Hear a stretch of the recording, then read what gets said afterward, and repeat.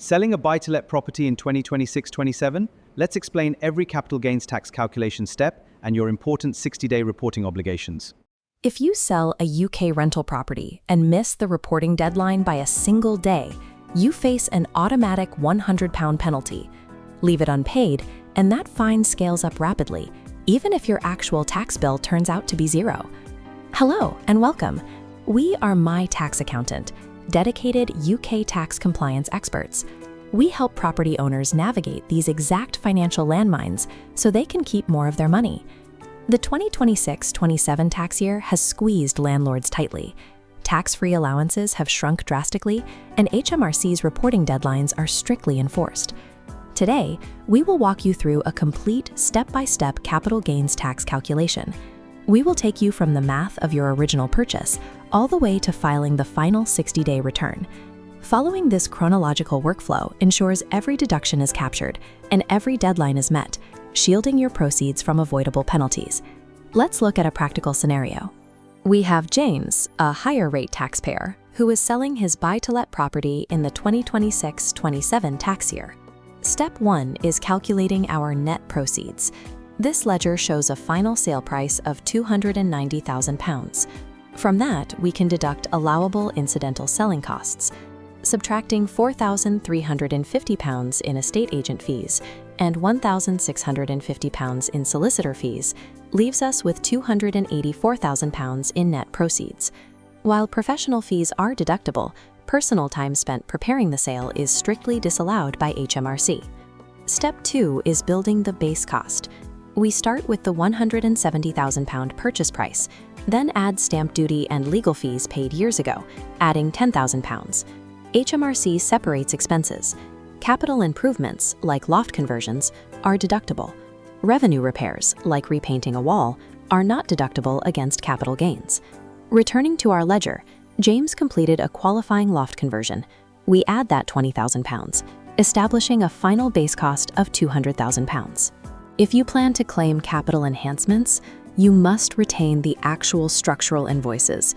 Credit card statements alone will fail an HMRC compliance check. Accurately maximizing this base cost with legitimate capital enhancements is the most effective legal method you have to shrink your final taxable profit. Step 3 determines our initial chargeable gain. We take our £284,000 net proceeds and subtract that £200,000 base cost. This leaves James with an £84,000 chargeable gain. For the 2026-27 tax year, the annual exempt amount, the tax-free allowance everyone gets, is capped at exactly £3,000 per person. We deduct that £3,000 allowance from our £84,000 gain. This reveals a net taxable gain of £81,000. Next, we map that gain to capital gains tax rates. In 2026-27, rates are 18% for basic rate taxpayers and 24% for higher rate taxpayers. James is already a higher rate taxpayer. His entire £81,000 gain is taxed at 24%, resulting in a final tax liability of £19,440. A frozen £3,000 allowance and a flat 24% rate guarantees that higher rate taxpayers will face larger, immediate tax liabilities than in previous cycles. Step 5 involves paying the bill, and the timing is unforgiving. The 60-day reporting clock triggers exactly on completion, never the exchange date. Within those 60 days, you must navigate several logistical steps. You have to create a government gateway account, open a separate capital gains tax on UK property account, file the detailed return, and pay the estimated tax in full. This timeline illustrates the escalating failure to file penalty regime. Missing the deadline by 1 day results in an immediate £100 fine on day 61. If the return is still outstanding at the 6-month mark, HMRC applies a 5% surcharge on the outstanding tax liability. Critically, successfully filing this 60-day return does not replace your normal year-end obligations. You must still report the property disposal on your annual self-assessment. The 60-day rule requires immediate cash flow and precise documentation, carrying significant financial risk for those who wait until the end of the year.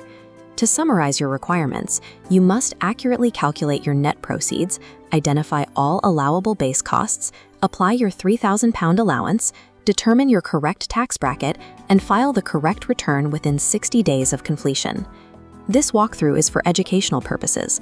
Because tax laws interact heavily with your personal income profile, you must seek qualified professional advice for your specific circumstances. At My Tax Accountant, we take the stress out of UK tax compliance, ensuring your calculations are perfectly executed and filed on time. To get professional assistance with your property disposal, call our team at 020-857-08531. Email info@mytaxaccountant.co.uk or visit us online at www.mytaxaccountant.co.uk. If you found this guide helpful, please like and subscribe to the My Tax Accountant channel for ongoing expert UK tax strategies. Thank you for watching.